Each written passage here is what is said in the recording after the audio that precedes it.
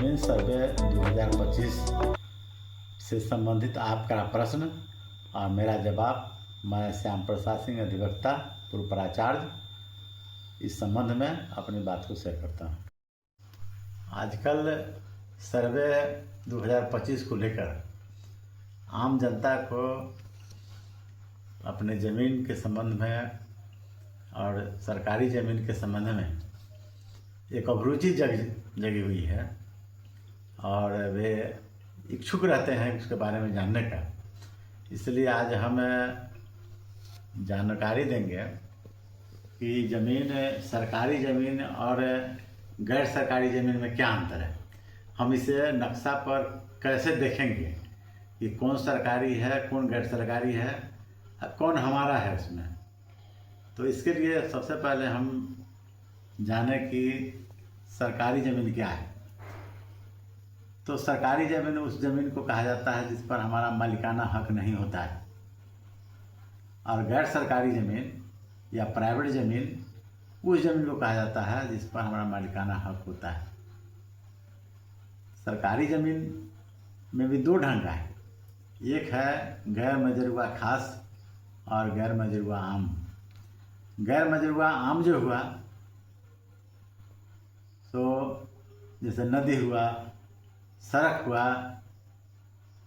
ये सब गैर मजरूआ आम हुआ, जिस पर आम लोगों का उस पर अधिकार, हक रहता है।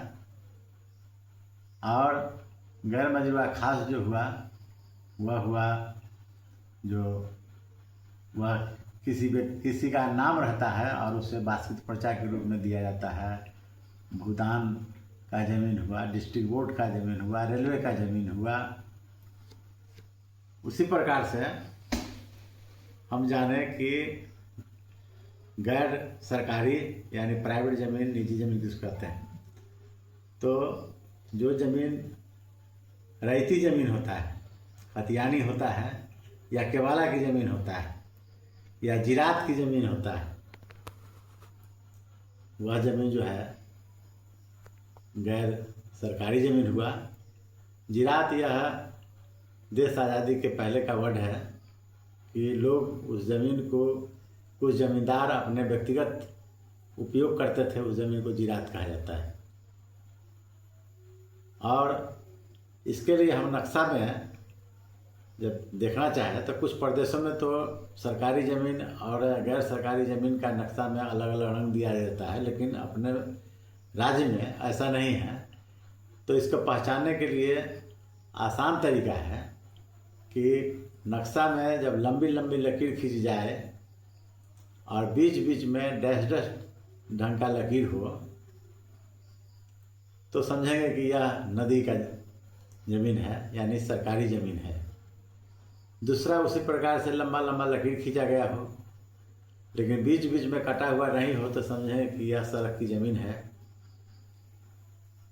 इसी प्रकार से जहाँ पेड़ का और फोटो बना हुआ है तो समझेंगे कि यह जंगल का ज़मीन है। यह निजी भी हो सकता है, सरकारी भी हो सकता है। घास का दिया हुआ है वो तो समझेंगे कि यह चारागाह का होगा। उसी प्रकार से घर लिखा हुआ तो बुझेंगे घर सबका आवासीय घर होगा।